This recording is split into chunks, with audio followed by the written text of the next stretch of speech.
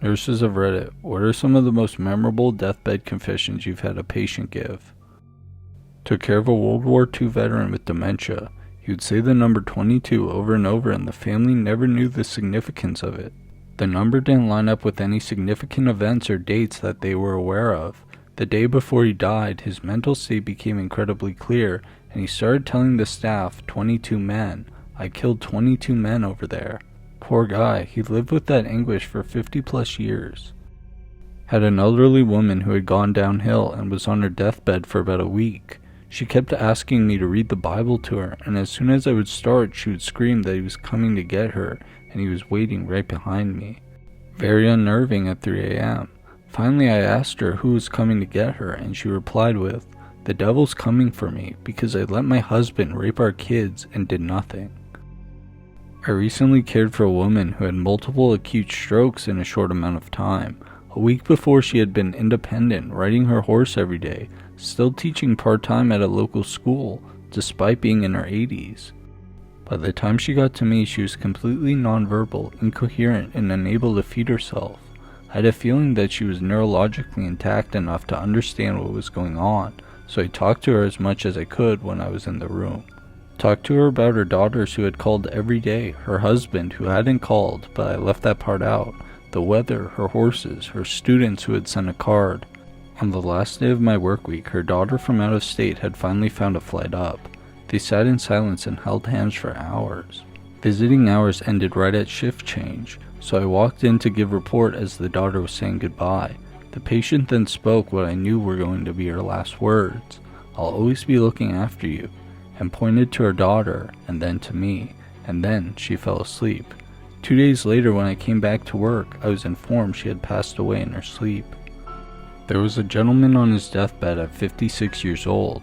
He was pissed off, yelling that he'd started at an early age going to preschool, to get into the right grade school, to get into the right high school, to get into the right Ivy League university and high-paying job. That was the year he was able to set his family up for life, being able to fund their college and pay off the mortgage. This went on for about 4 hours before he passed. Truly tragic.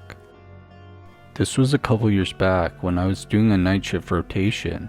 Maybe not quite the confession you are thinking, but it still breaks my heart to this day. Had a patient one night, perfectly fine.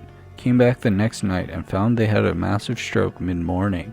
Family had decided against surgery due to age factors and other things. Wife was telling me they had a good life together, about 40 to 50 years of being married. Kept vigil at the bedside all night, holding their hand. All the kids and grandkids were there too. I told them although patient was unconscious, they could still hear, so I encouraged the family to keep talking to them, tell them everything they want to say before it's too late. Around 4 a.m. I could tell the patient was close to the end, their breathing changes, and the wife asked me if there was still time. I gave her an honest answer and she became hysterical, clutching the patient's hand. She kept crying that she wasn't ready to say goodbye. She had so many other plans for them to live out, that she didn't want them to die. She wanted them to continue living.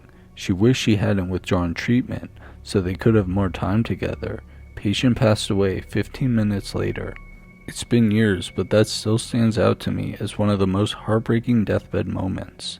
It was not the patient who seemed to be a kind old gent, but his daughter that surprised me. She had been domineering and controlling of any care he received, ordering around staff like we were her servants. When he passed, I called her and she said, "Finally, I thought you people were never going to let that bastard die," and hung up on me. When she and other family members came up to our unit, she acted like the heartbroken, grieving child. I had this one old man where I used to work that would never talk unless his daughter was in the room, and she asked something about her stepmother who had passed away a couple years before I started working there, and her death was the reason he had come to the nursing home. One of the days after she left, I was getting him ready for bed, and the last thing he said before passing was, I should have finished the job of drowning her and burning down the house.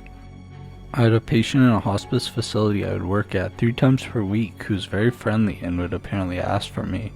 We would talk and he was so nice. He frequently mentioned that I looked exactly like his daughter. Well, one day he had gone into organ failure, but while emergency transport was just coming into the room, he whispered to me in a strained voice, "I love you, Isabella." Isabella was the name of his daughter he said I looked like, but who had never came to visit him. He died at the hospital that night with no family present. My father told me and my mother he had stolen my mother's wedding jewelry a couple years earlier and sold it to invest in stocks he thought was a sure thing. He lost all the money, and everyone in the family blamed his oldest brother because he had a bad gambling addiction and stole from everyone multiple times before. We never told anyone about this. Even 11 years later, everyone still thinks it was my brother.